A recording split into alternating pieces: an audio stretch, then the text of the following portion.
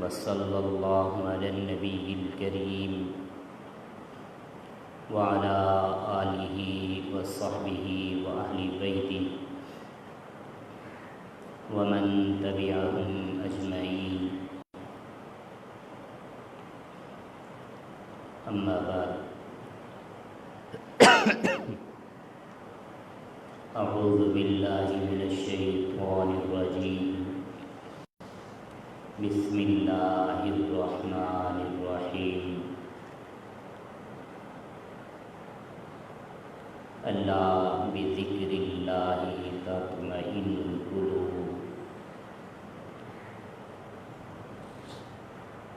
اعوذ باللہ، صدق اللہ العظیم وبلغنا رسول النبی الصادق الوعد الامین۔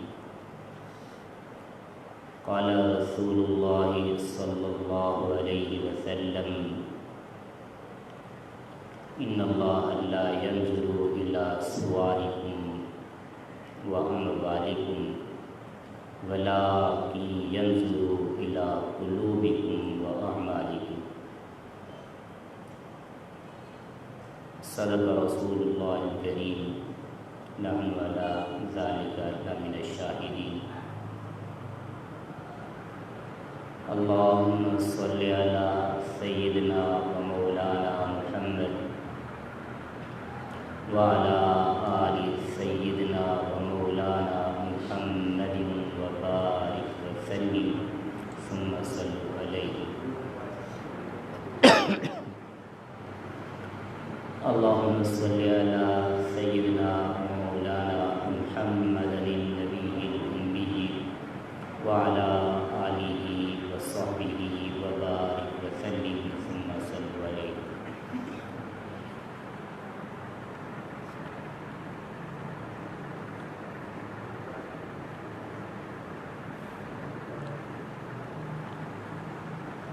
واجب الاحترام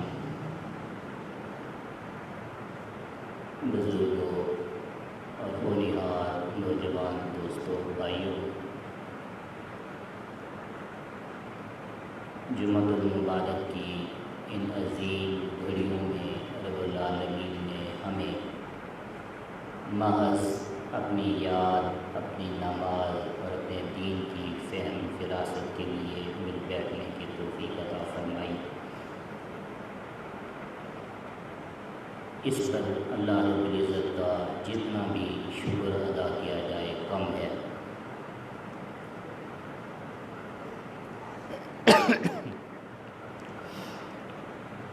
سچی بات یہی ہے کہ اللہ رب العزت جن لوگوں پہ اپنی کرم نوازیوں کا فیصلہ فرماتے ہیں، اپنی رحمتوں کا فیصلہ فرماتے ہیں، ان لوگوں کو اپنے دین کی فہم عطا فرماتے ہیں۔ جن پر کرم نوازیوں کا فیصلہ فرماتے ہیں، ان کو اپنے در کی حاضری کی سعادت عطا فرماتے ہیں۔ جن پہ اپنی کرم نوازیوں کا فیصلہ فرماتے ہیں، انہیں اپنی یاد، اپنے ذکر کی توفیق نصیب فرماتے ہیں۔ اور جن پہ اللہ رب العزت اپنی ناراضگی اور غضب کا معاملہ فرماتے ہیں، یقیناً وہ لوگ پروردگار کے در سے محروم کر دیے جاتے ہیں، پروردگار کی نماز اور ذکر و اذکار سے محروم کر دیے جاتے ہیں۔ ایک بزرگ نے فرمایا مجھے معلوم ہو جاتا ہے کہ میرا نیکی کا عمل اللہ کے حضور قبول ہوا ہے یا نہیں ہوا۔ وہ کیسے معلوم ہوتا ہے؟ جب نیکی کر کے دل مطمئن ہو جائے، سکون نصیب ہو جائے، پھر آئندہ نیکی کی توفیق نصیب ہو جائے تو یہ نشانی ہے کہ رب العالمین نے ہماری اس نیکی کو قبول کر لیا۔ جب کوئی عمل کر کے دل اضطراب میں ہو، تکلیف محسوس کرے، اور پھر اس عمل کے بعد آئندہ گناہ کی توفیق ہو، یا اس عمل کے بعد آئندہ نیکی کی توفیق سلب کر لی جائے، تو یہ نشانی اس بات کی ہے کہ پروردگار نے یہ عمل قبول نہیں فرمایا، رد فرمایا ہے یا واپس کروا دیا ہے۔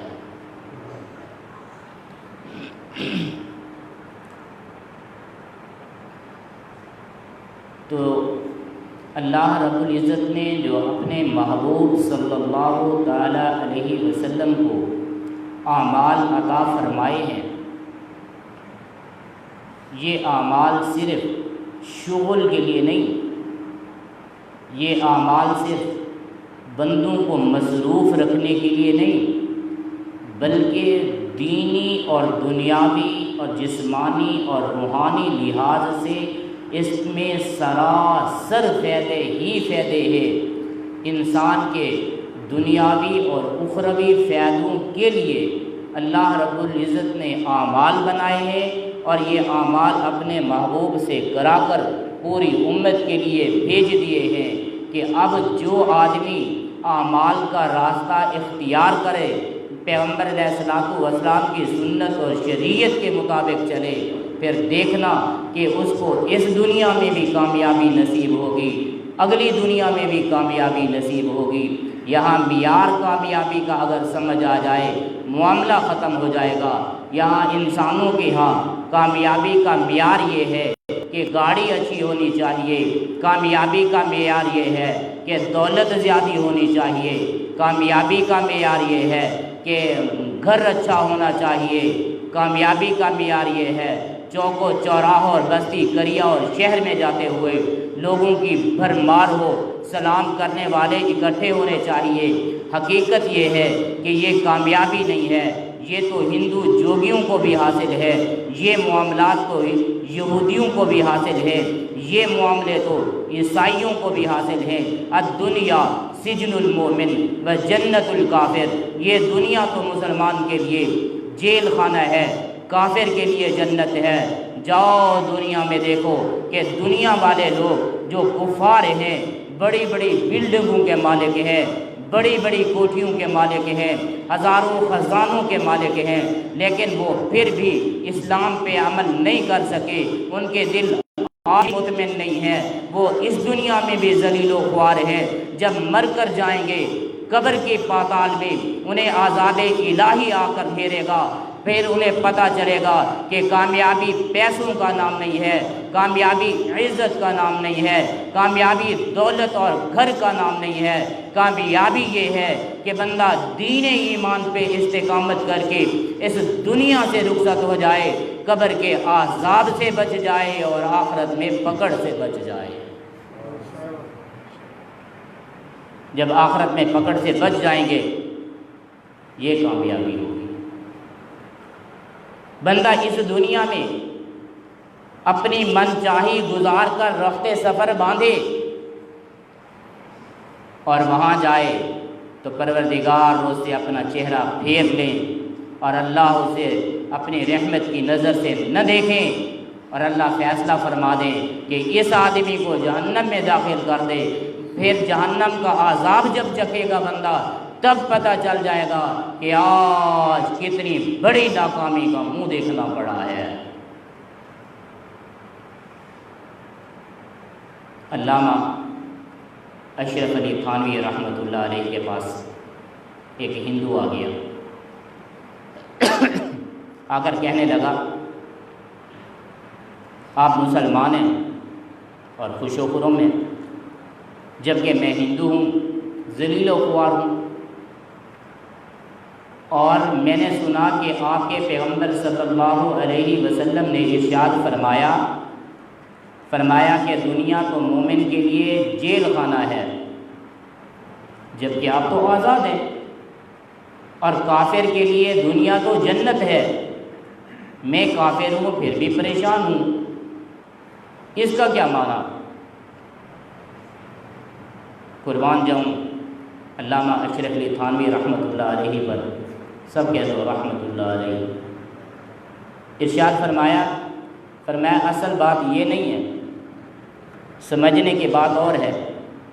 اسلام کے صدقے، کلمے کے صدقے، دین کے صدقے، محبوب کی تابع داری کے صدقے ہم اس دنیا میں خوش بھی ہیں اور آسانی میں بھی ہیں، اور کلمہ نہ پڑھنے کی وجہ سے، محبوب کی سنتوں سے احراز کرنے کی وجہ سے، کلمہ اسلام پر نہ چلنے کی وجہ سے آپ لوگ اس دنیا میں ذلیل و خوار بھی ہو اور پریشان بھی ہو۔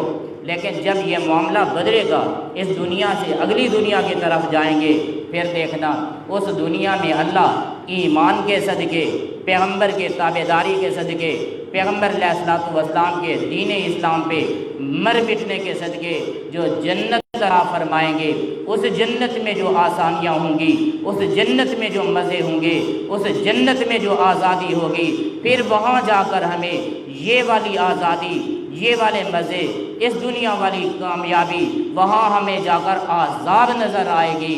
اور پھر تم عدم اسلام کی وجہ سے، کلمہ نہ پڑھنے کی وجہ سے، پیغمبر کریم کی دشمنی کی وجہ سے تمہیں جو جہنم کا سزا ملے گی، جہنم میں جو تمہیں عذاب ملے گا، پھر وہ عذاب اتنی سخت ہوگا، اتنی دردناک ہوگا کہ اس عذاب کے سامنے تمہیں یہ دنیا جنت اور عیش و آرام نظر آئے گی۔ وہ کہنے لگا تھانوی ہم یہاں بھی مصیبت میں ہیں، وہاں بھی مصیبت میں ہوں گے؟ فرمایا ہاں، جو محمد عربی کی غلامی نہیں کرتا اس کے لیے دنیا بھی ضلالت کا گھر ہے، آخرت میں بھی اس کے لیے دردناک عذاب ہے۔ میں نے کہا کامیابی کا معیار یہ نہیں ہے کہ ہماری دنیا اچھی ہو جائے، کامیابی کا معیار یہ ہے کہ جب میدان محشر میں کھڑے ہوں تو پروردگار نگاہ رحمت سے نوازیں اور ہمیں جنت الفردوس میں داخل کر دیں۔ جس جنت میں داخلہ مل گیا تب کامیابی ہوگی، اگر جہنم میں داخلہ مل گیا تو یہ بڑی حسرت اور افسوس کا مقام ہے، یہ ناکامی ہے۔ اور چاہے دنیا میں آدمی جتنا بڑا لینڈ لاٹ بن جائے، یہ کامیابی نہیں، کامیابی وہی ہے جو محشر میں جنت کی صورت میں ملے گی، جو محشر میں محبوب کی زیارت کی صورت میں ملے گی، جو محشر میں محبوب علیہ السلام کے دست مبارک میں حوض کوثر کی صورت سے ملے گی۔ کامیابی وہ ہے جو جنت میں پروردگار کی محبت سے ملے گی اور پروردگار کی زیارت سے ملے گی۔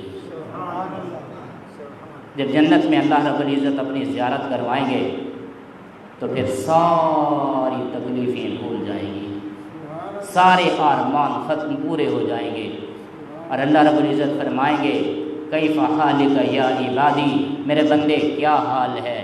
دنیا میں میرے لیے تکلیفیں بھگت کے آیا تھا، اوذو فی سبیلی، میرے لیے ستایا گیا تھا، میرے راستے میں تو نے تکلیفیں برداشت کی تھی، اب بتاؤ میں نے آپ کا جو اکرام کیا اب اس پہ راضی ہو یا ناراض ہو؟ تو جنتی ایک بات عرض کریں گے، کہیں گے پروردگار جنت میں بڑی عجیب عجیب آسانیاں ہیں، بڑی کمالات کی چیزیں ہیں، اللہ اگر یہ ہم سے لینا چاہے تو لے لے۔ حکم ہوگا میرے بندے جب ہم کسی کو کوئی چیز عطا کر دیتے ہیں پھر اسے واپس نہیں لیتے، لیکن جنتی عرض کریں گے اللہ اگر لینا چاہے تو لے لے، بس ایک درخواست ہے کہ میدان جنت میں اپنی زیارت کا سلسلہ بند نہ کرنا۔ کیوں؟ اس لیے کہ جو اللہ رب العزت کی زیارت کا مزہ ہے وہ پوری جنت میں بھی نہیں ہے۔ ادھر چلے جائیں، جہنمی کہہ رہے ہوں گے یا اللہ ہم سے یہ عذاب برداشت نہیں ہوتا، یا اللہ ہم سے یہ عذاب برداشت نہیں ہوتا، لیکن پھر بھی التجا ہے اللہ اس عذاب کو بڑھانا چاہو تو 70 گنا مزید بڑھا دو، مگر اپنی ناراضگی ختم کر دو۔ پروردگار جو آپ کی ناراضگی کا عذاب ہے وہ جہنم کے عذاب سے بھی زیادہ سخت ہے۔ تو ابھی موقع ہے، رب العالمین نے ہمیں زندگی بخشی ہے کہ آؤ اپنے پروردگار کو راضی کر لو، اپنے پروردگار کو راضی کر لو۔ جب اللہ رب العزت راضی ہو جائیں گے تو آپ کے دل کو اطمینان اور سکون نصیب ہو جائے گا۔ دنیا میں اللہ کی رضا کی نشانی یہ ہے کہ اطمینان قلبی نصیب ہو جائے، آخرت میں اللہ رب العزت کی رضا کی نشانی یہ ہے کہ اللہ اسے جنت میں داخل کر دے۔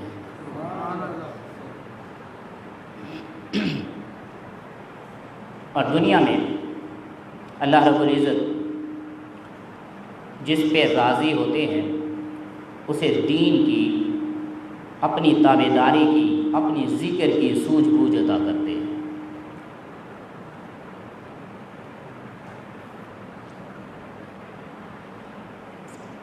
اگر تو مسجد میں آ کر نماز ادا نہ کر سکے، پھر کہے کاروباری مصروفیت ہوتی ہے،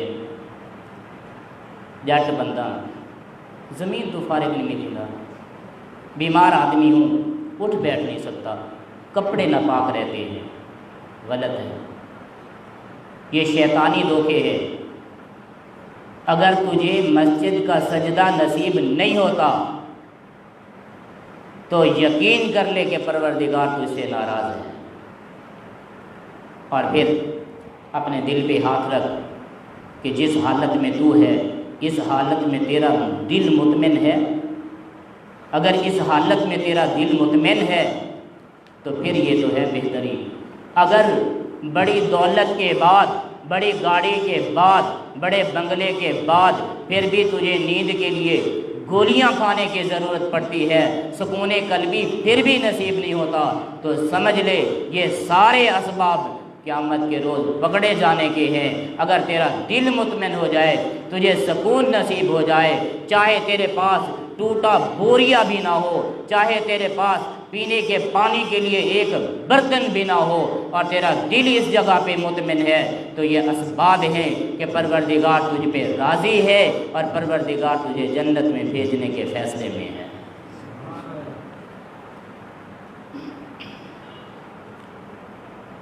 دو باتیں جب ہم عبادت کریں گے تو وہ سکون قلبی نصیب ہوگا، اور سکون قلبی حاصل کرنے کے لیے بھی عبادت کی ضرورت ہے۔ ایک جگہ پہ میں تھا، بندہ مجھ سے کہہ رہا تھا حضرت دل صاف ہونا چاہیے، نماز پڑھنے کی کیا ضرورت ہے؟ میں نے عرض کیا اگر دل صفائی کی صرف ضرورت تھی تو میرے محبوب صلی اللہ علیہ وسلم سے بڑھ کر کس کا دل صاف تھا؟ ان سے بڑھ کر کس کا دل صاف تھا؟ جماعت قدسیہ حضرات صحابہ کرام سے بڑھ کر امت میں کس کا دل صاف ہے؟ تو حضور کو تو پروردگار نے نہیں روکا، محبوب آپ کا دل پاک ہے، دل صاف ہے، لہٰذا آپ کو نماز کی ضرورت نہیں۔ حضور تو صبح کو نماز پڑھ رہے ہیں، شام کو نماز پڑھ رہے ہیں، کبھی حضور تہجد کی نماز پڑھتے ہیں، کبھی فجر کی نماز پڑھتے ہیں، پھر اشراق کی نماز پڑھتے ہیں، پھر چاشت کی نماز پڑھتے ہیں، پھر زوال کی نماز پڑھتے ہیں، پھر ظہر کی نماز کو مسجد آتے ہیں، پھر عصر کی نماز پڑھتے ہیں، پھر مغرب کا وقت ہو چلا ہے، اب اوابین بھی ساتھ پڑھتے ہیں، عشاء کا وقت ہو گیا ہے، نماز عشاء کے بعد پھر قیام اللیل پڑھتے ہیں، پھر جا کر وطر کی نماز پڑھتے ہیں، پھر جا کر تہجد نماز پڑھتے ہیں۔ تو حضور علیہ الصلوۃ والسلام تو وقفے وقفے سے نمازیں ادا کر رہے ہیں، عبادت میں اتنی مصروف ہیں کہ حضور علیہ السلام کے پیر مبارک کھڑے کھڑے متورم ہو جاتے ہیں، سوجن پیدا ہو جاتی ہے۔ پروردگار کو کہنا پڑ گیا یا ایھا المزمل قم اللیل الا قلیلا نصفہ او انقص منہ قلیلا، محبوب اٹھو نماز پڑھو، ضرور پڑھو، لیکن تھوڑی دیر کے لیے، آدھی رات پڑھا کرو یا اس سے بھی کم دیر پڑھا کرو، کچھ دیر آرام بھی کر لیا کرو۔ حضور تلاوت سے فارغ ہو رہے ہیں، نماز پڑھتے ہیں، نماز سے فارغ ہو رہے ہیں، تبلیغ کرتے ہیں، تبلیغ سے فارغ ہو رہے ہیں، عمرے پہ جا رہے ہیں، عمرے سے فارغ ہوتے ہیں، جہاد کرتے ہیں۔ پیغمبر کی زندگی کا تو لمحہ لمحہ عبادت میں گزرا ہے۔ اگر دل صاف ہونے والی بات ہوتی تو حضور کو اتنی محنتیں کیوں کرنی پڑتی؟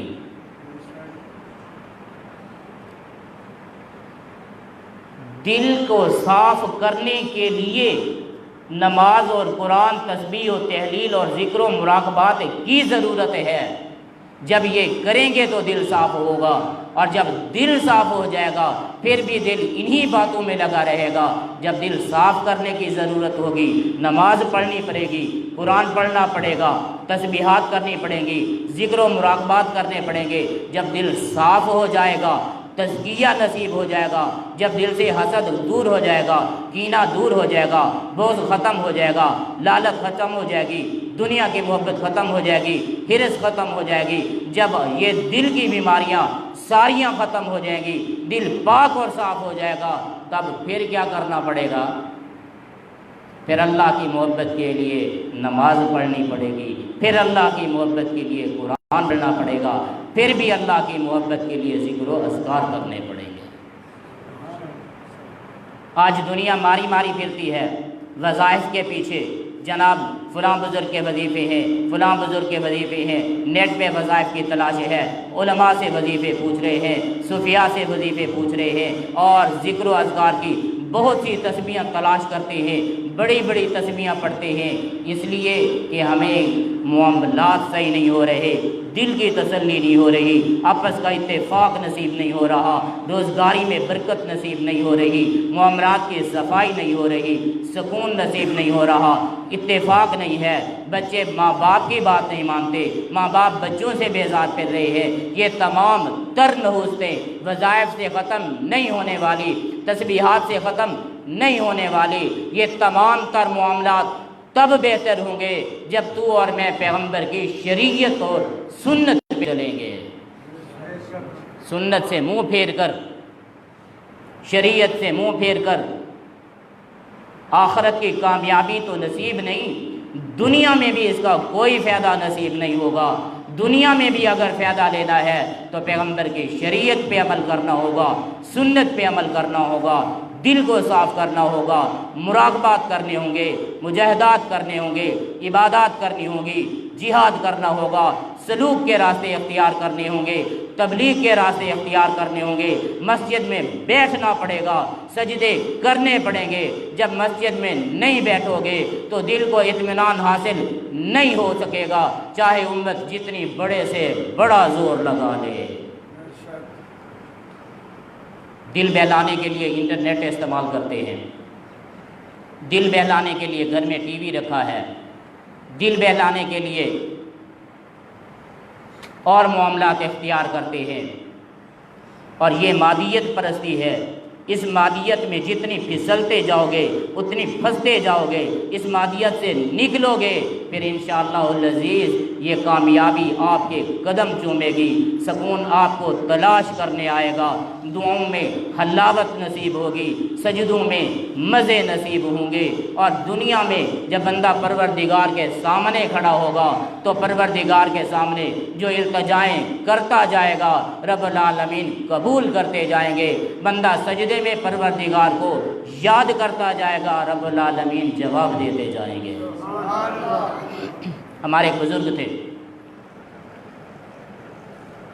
وہ جب سجدہ کرتے تو سجدے میں 11 مرتبہ کہتے تھے سبحان ربی الاعلیٰ۔ ہمیں تو 3 مرتبہ نصیب نہیں ہوتا نا، وہ 11 مرتبہ سجدے میں۔ ایک رات ہوا ایسے، انہوں نے نماز پڑھائی اور سجدے میں 101 مرتبہ سبحان ربی الاعلیٰ کہا۔ مریدوں نے پوچھا حضرت یہ کیا؟ سبحان ربی الاعلیٰ آپ آج نے بہت زیادہ آپ نے پڑھ لی؟ فرمایا ہاں، جب میں سجدہ کرتا ہوں میں کہتا ہوں میرا رب تو بہت اعلیٰ ہے، بہت بزرگ اور بلند تر ذات ہے، تو پروردگار مجھے سجدے میں جواب دیتے تھے میرا بندہ میں نے تجھ سے اپنی تعریف کو قبول کر لیا۔ آج جب مجھے جواب نہیں آیا تو میں نے کہا جب تک جواب اس در سے نہیں آئے گا تو میں اس در کو نہیں چھوڑوں گا۔ بالآخر پروردگار نے قبولیت کے اعلان کر ہی دیا، میرا بندہ جب تو میرے در سے ہٹنے والا نہیں ہے تو پھر میں بھی تمہیں بھگانے والا نہیں ہوں۔ تو ہمارے ہاں سجدے کا سرور نصیب نہیں ہوتا، اس کی وجہ کیا ہے؟ اس کی وجہ 2 چیزیں ہیں۔ سجدے کی حلاوت نصیب نہیں ہوتی، تسبیحات سے فائدہ نصیب نہیں ہوتا، ذکر و اذکار کرتے ہیں، دعائیں مانگتے ہیں، دعائیں قبولیت کے مقام کو نہیں پہنچتی۔ اس کی وجہ دو ہے۔ ایک وجہ یہ ہے کہ ہمارا دل بغض سے خالی نہیں ہے۔ جب مسلمان کسی دوسرے مسلمان کے لیے اپنے دل میں بغض، کینہ اور حسد رکھتا ہے تو اللہ تعالیٰ اس کی نیکیوں کو تباہ و برباد کر دیتے ہیں۔ اور دوسری بات یہ ہے کہ آدمی کا گلا پاک نہیں ہوتا، رزق حلال نصیب نہیں ہوتا اور صدق مقال نصیب نہیں ہوتا جب تک آدمی کی زبان جھوٹ بولتی رہے گی، جب تک آدمی کے پیٹ میں حرام کا رزق اترتا رہے گا، تب تک کے لیے اس کو عبادات میں مزہ نصیب نہیں ہوگا۔ میں نے رات میں ایک جگہ کہا،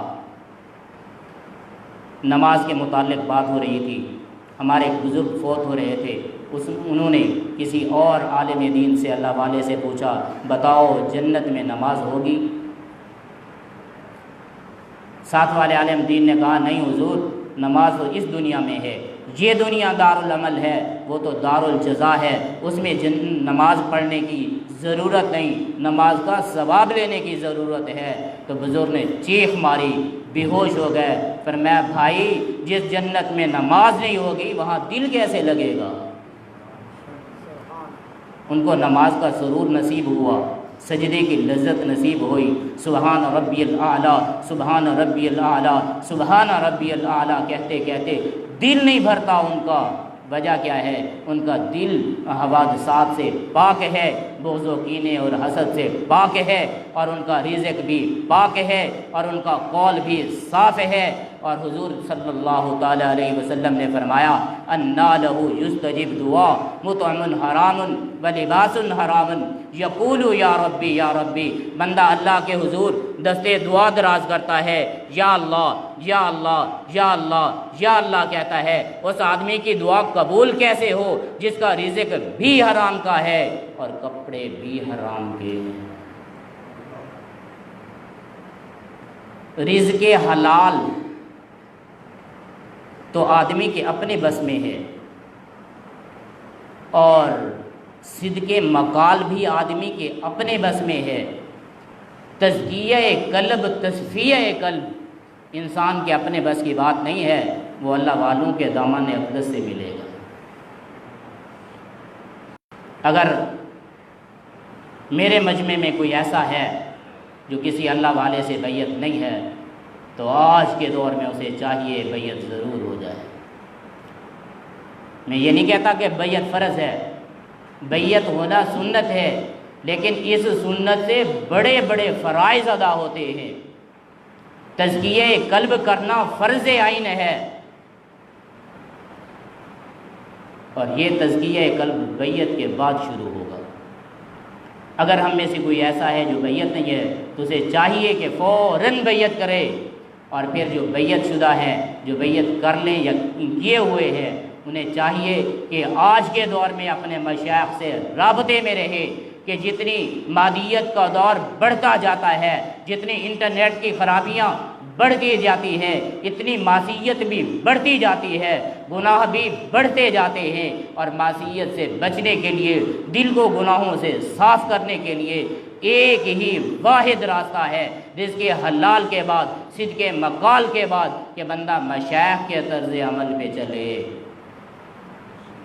اور آج اپنے اپنے مشائخ کے ساتھ رابطے میں رہو، ان سے فیوزات حاصل کرتے رہو، ان کے اسباق پہ عمل کرتے رہو۔ انشاءاللہ العزیز مرنے کی دیر ہے، جب قیامت کا دن ہوگا تو ہم بھی اللہ والوں کے قدموں میں اٹھائے جائیں گے۔ اور اپنے شیخ کے ساتھ رابطہ زیادہ ضروری ہے۔ اگر اپنے مرشد دور ہیں تو پہلے تو بہتر یہی ہے اپنے قریب کے بزرگ سے بیعت ہو جائیں، اور پھر اگر جس سے بیعت بھی ہیں وہ دور ہوں تو قریب والے اللہ والوں کے پاس جایا کرو، ان کی خدمت میں بیٹھا کرو، ان کے پاس اللہ والوں کے پاس خاموش چپ کر کے بیٹھا رہنا بھی آپ کے لیے فائدہ مند ہے انشاءاللہ۔ اور آپ کے علاقے میں حضرت سیدی غلام یاسین شاہ صاحب رحمۃ اللہ علیہ بڑی محنت کر چکے ہیں۔ ان کی محنت کا نتیجہ، ان کا فیضان آج الحمدللہ دور دیر تک پھیلا ہوا ہے۔ اسی سلسلے میں آپ کے شہر جتوئی میں حضرت پیر سیدی غلام یاسین شاہ صاحب رحمۃ اللہ علیہ کے سلسلے کا یہ پروگرام سالانہ محفل ذکر کے موقع پر اس بار 4 اکتوبر کو ہے۔ عصر کی نماز سے لے کر رات 12-1 بجے تک تمام دوستوں کو اس فقیر کی دعوت ہے کہ اس نورانی وجدانی محفل میں شرکت فرمائیں۔ علماء کرام بھی ہوں گے، صلحاء عظام بھی ہوں گے، نعت خوانان حضرات بھی ہوں گے، قرا حضرات بھی ہوں گے، بیانات بھی ہوں گے، مراقبات بھی ہوں گے، روئیں گے، فریادیں کریں گے، پروردگار سے دعائیں کریں گے، اور امید رکھتے ہیں اللہ رب العزت اس محفل پہ آنے والوں میں سے کسی ایک کو بھی انشاءاللہ خالی نہیں لوٹائیں گے۔ کسی کی دعا تو ہمارے حق میں قبول ہو جائے گی۔ تو اس محفل میں آپ تمام حضرات کو اس فقیر کی دعوت ہے۔ اشتہارات آ گئے ہیں، یہاں آپ کے علاقے میں بھائی جی ہیں، یہ اشتہارات بھی لگوائیں گے، دعوت نامے بھی پہنچائیں گے۔ فقیر کی آپ سب کو دعوت ہے، اور صرف آپ نے دعوت اپنے تک نہیں رکھنی، آگے بھی پھیلانی ہے۔ صرف مہمان بن کے آپ نے نہیں رہنا، بلکہ میزبان بن کے رہنا ہے۔ یہاں اس مسجد میں تو ہمارا سالانہ پروگرام ہوتا ہے، آپ تو یہاں کے میزبان ہیں، تو یہاں کے جس طرح میزبان ہیں ادھر کے بھی آپ میزبان بنیں، اور اپنی طرف سے تمام دوستوں ساتھیوں کو اور تعلق داروں کو دعوت دیں۔ اللہ تعالی ہماری اس دعوت اور محنت کو قبول اور مقبول فرمائے، اور جو دوست ہمارے ساتھ جس انداز میں بھی تعاون میں ہیں اللہ سب کے تعاون کوشش کاوش کو قبول فرمائے۔ وما علینا الا البلاغ المبین۔ جنہوں نے سنتیں ادا کرنی ہیں سنتیں ادا کریں۔